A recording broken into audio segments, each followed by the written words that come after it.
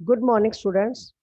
बच्चों, आज हम पढ़ेंगे हिंदी गुंजन पाठ 4, प्रकृति की सुषमा। बच्चों, प्रकृति की सुषमा एक कविता है और इस कविता के माध्यम से कवि ने प्रकृति का बहुत ही सुंदर चित्रण किया है और इस कविता के माध्यम से ही कवि ने प्रकृति का सुंदर वर्णन भी किया है। आइए पढ़ते हैं बातों बातों में। पेड़ पौधे, झरने, नदियां, ये किसके अंग हैं? बच्चों, पेड़ पौधे, झरने, नदियां, ये सब प्रकृति के अंग हैं। प्रकृति के ही हिस्सा है ना ये। ठीक है। नेक्स्ट, वे कौन सी चीजें हैं जिसे मनुष्य ने नहीं बनाया? तो बच्चों, सूर्य, चंद्रमा, तारे, नदियां, झरने, पर्वत, ये सभी चीजें हैं जिन्हें मनुष्य ने नहीं बनाया। इसकी रचना ईश्वर ने, परमात्मा ने ही की है, यानी कि इसकी रचना विधाता ने की है।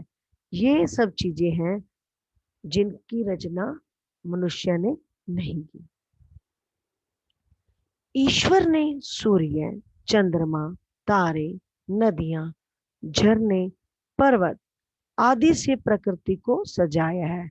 अर्थात ये सब जो चीजें हैं परमात्मा ने मनुष्य को वरदान रूप में दी हैं, जिससे प्रकृति भी सुंदर लगती है। ये प्रकृति में तरह तरह के रंग भरते हैं।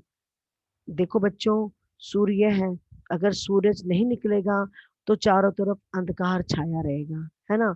और जब रात होती है तो रात को चंद्रमा और तारे चमकते हैं।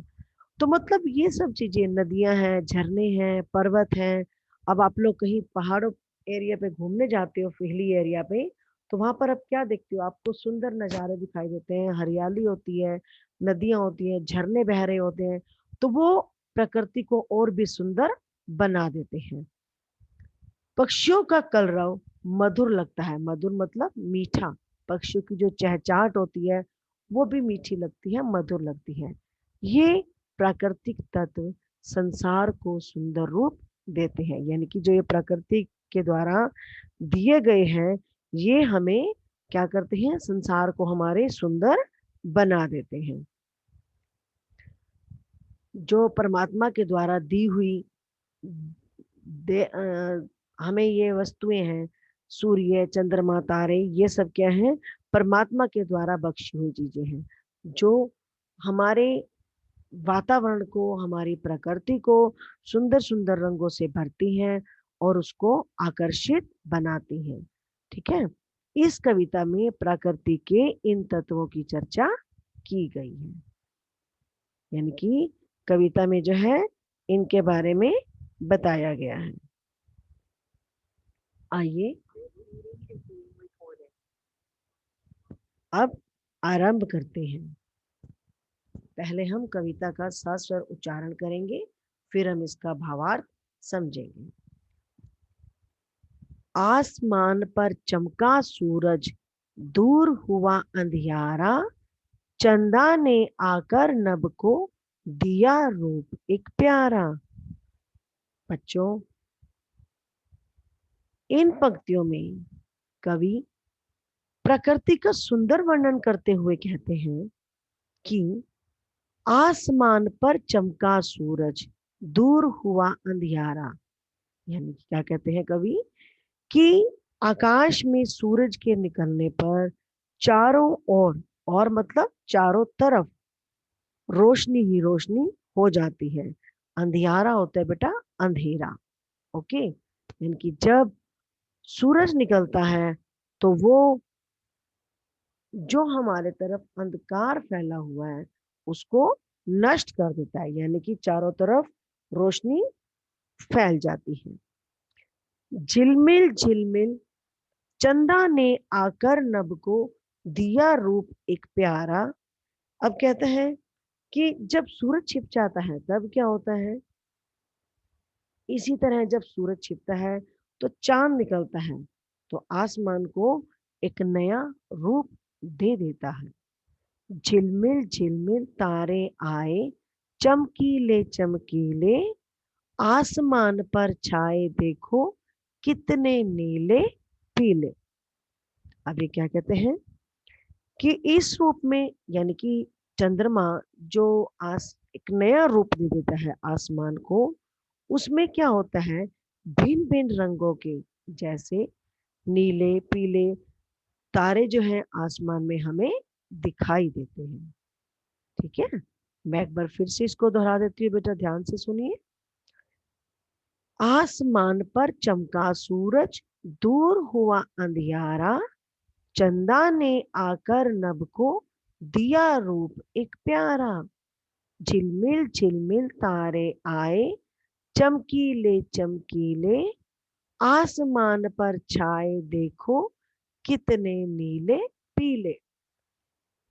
कवि प्रकृति का सुंदर वर्णन करते हुए कहते हैं कि आकाश में सूरज निकलने पर चारों ओर रोशनी ही रोशनी हो जाती है, अर्थात अंधकार जो है वो नष्ट हो जाता है।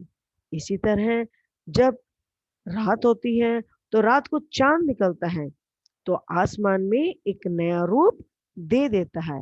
इस रूप में क्या होता है बच्चों, अनेक प्रकार के तारे भिन्न भिन्न रंगों के होते हैं, जैसे नीले पीले, जो आसमान में दिखाई देते हैं।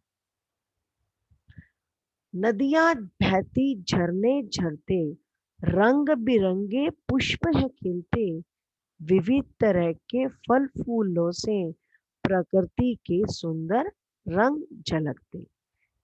अब इन पंक्ति के माध्यम से कवि कहते हैं कि प्रकृति में नदियां हैं, झरने हैं तथा अलग अलग रंगों के फूल खिले हुए हैं। ठीक है, विविध तरह के फल फूलों से प्रकृति के सुंदर रंग झलकते हैं, और जो रंग बिरंगे फूल और फल प्रकृति ने हमें दिए हैं, उससे क्या होता है कि ये रंग बिरंगे फूल और फल हमारी प्रकृति की सुंदरता को और भी बढ़ा देते हैं, यानी कि हमारी प्रकृति की सौंदर्य में चार चांद लगा देते हैं। आइए फिर से इसको दोहरा देते हैं। नदियां बहती झरने झरते, रंग बिरंगे पुष्प है खिलते, विविध तरह के फल फूलों से प्रकृति के सुंदर रंग झलकते। इन पंक्तियों में कवि कहते हैं कि इस प्रकृति में नदियां हैं, झरने हैं और रंग बिरंगे अलग अलग फल और फूल हैं, जो प्रकृति की सुंदरता को और भी बढ़ा देते हैं, यानी कि प्रकृति की सुंदरता में चार चांद लगा देते हैं। चारों ओर लताएं छाई, लताएं क्या होती है बेटा, लताएं होती है बेलें। ओके, वृक्ष झूमने वाले, ऊंचे ऊंचे पर्वत हैं आकाश चूमने वाले, चिड़ियों के सुमधुर कलरव से गूंज उठी है धरती, छाई रहती ऐसी सुषमा प्रकृति सदा ही हंसती। अब इसमें क्या कह रहे हैं, चारों ओर लताएं छाई, वृक्ष झूमने वाले।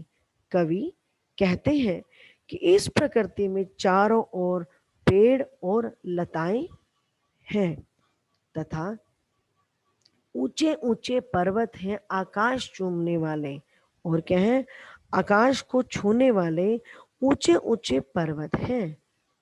चिड़ियों के सुमधुर कलरव से गूंज उठी है धरती। अब क्या कहते हैं कि सारी जो धरती है, पृथ्वी है, वो पक्षियों के मधुर कलरव यानी कि मधुर स्वर से गूंज उठी है। छाई रहती ऐसी सुषमा प्रकृति सदा ही हंसती। सुषमा का अर्थ होता है बेटा सुंदरता। ठीक है, तो प्रकृति की सुंदरता धरती पर इस प्रकार छाई रहती है कि धरती हमें हमेशा हंसती हुई प्रतीत होती है। ठीक है, आइए इसको फिर से दोहरा देते हैं। चारों ओर लताएं छाई, वृक्ष झूमने वाले, ऊंचे ऊंचे पर्वत हैं, आकाश चूमने वाले, चिड़ियों के सुमधुर कलरव से, सुमधुर होता है मीठे कलरव से, ठीक है, कलरव मतलब उनकी चहचहाट से, गूंज उठी है धरती, छाई रहती ऐसी सुषमा, प्रकृति सदा ही हंसती। इन पंक्तियों के माध्यम से कवि प्रकृति का सुंदर वर्णन करते हुए कहते हैं क्या, कि जो प्रकृति है उसके चारों ओर पेड़ और लताएं हैं तथा आकाश को छूने वाले ऊंचे ऊंचे पर्वत हैं। सारी धरती पक्षियों के मधुर कलरव से गूंज उठी है, यानी कि जो पृथ्वी है वो पक्षियों की चहचहाट से गूंज रही है। ओके, प्रकृति की सुंदरता धरती पर इस प्रकार छाई है, छाई रहती ऐसी सुषमा। इसका अर्थ क्या है कि जो प्रकृति की सुंदरता है वो इस धरती पर इस प्रकार छाई हुई है कि धरती सदा हंसती हुई प्रतीत होती है, यानी कि धरती हमेशा खुश प्रतीत होती है। ठीक है, इन सब से ही लगती हमको दुनिया इतनी प्यारी, इंद्रधनुषी रंगों में रंग दी विधि ने लीला न्यारी। बच्चों, अंत में कवि प्रकृति का सुंदर वर्णन करते हुए क्या कहते हैं कि सूर्य, चंद्र, तारे, नदी, पर्वत, फल फूल और पक्षी, इन सभी से ये दुनिया बहुत प्यारी लगती है। आपने देखा होगा बच्चों कि जब सूर्य निकलता है तो अंधकार को दूर करता है, चंद्रमा हमें ठंडक शीतलता प्रदान करता है और तारे भी हमें सुंदर दिखाई देते हैं ना। तो इसी प्रकार सूर्य, चंद्र, तारे, नदी, पर्वत, फल फूल और पक्षी, इन सभी से ये दुनिया बहुत प्यारी लगती है। इंद्रधनुषी रंगों में रंग दी विधि ने लीला न्यारी। अब कवि क्या कहते हैं कि इंद्रधनुष विभिन्न रूपों व रंगों से पृथ्वी पर दिखाई देते हैं, यानी कि इंद्रधनुष किसको कहा गया है, भिन्न भिन्न प्रकार के फल फूल पक्षी तरह तरह के होते हैं, नदियां हैं, पर्वत हैं, तारे होते हैं रंग बिरंगे, यानी कि सब इनकी तुलना इंद्रधनुष से की गई है। ठीक है, तो कहते हैं कि इंद्रधनुष विभिन्न रूपों व रंगों में पृथ्वी पर दिखाई देते हैं। वैसे तो इंद्रधनुष आकाश में दिखाई देता है, बारिश होती है ना जब, तब दिखाई देता है बारिश में, लेकिन कवि ने कहा है कि प्रकृति में जो भिन्न भिन्न प्रकार के फल फूल हैं, पक्षी हैं, तारे हैं, यानी कि वो जो है हमें इंद्रधनुषी रूप के रूप में दिखाई देते हैं। प्रकृति की इसी छटा को विधि, विधि होता है परमात्मा अर्थात विधाता, यानी कि जिसने इस संसार की रचना की है, इस संसार को बनाया है। ठीक है, प्रकृति की इसी छटा को विधि की, विधि क्या होता है, विधाता, अर्थात विधाता ने रचना की है, जिससे सारा संसार बहुत आकर्षित लगता है। मैं इसको फिर से एक बार दोहरा देती हूँ बेटा। इन सब से ही लगती हमको दुनिया इतनी प्यारी, इंद्रधनुषी रंगों में रंग दी विधि ने लीला न्यारी। कवि प्रकृति का सुंदर वर्णन करते हुए कहते हैं कि सूर्य, चंद्र, तारे, नदी, पर्वत, फल फूल और पक्षी, इन सभी से ये दुनिया, ये संसार बहुत प्यारा लगता है। और इंद्रधनुष विभिन्न रूपों व रंगों में पृथ्वी पर दिखाई देता है। किस रूप में, तारों के रूप में, पशु पक्षी के रूप में, फल फूल के रूप में। ठीक है। प्रकृति की इसी छटा को इंद्रधनुषी रंगों में रंग दी विधि ने लीला न्यारी।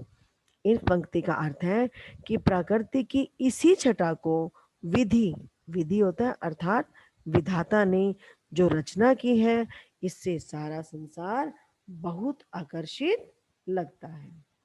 तो बच्चों, आज हमने प्रकृति की सुषमा कविता के माध्यम से प्रकृति के सुंदर रूपों के बारे में जाना।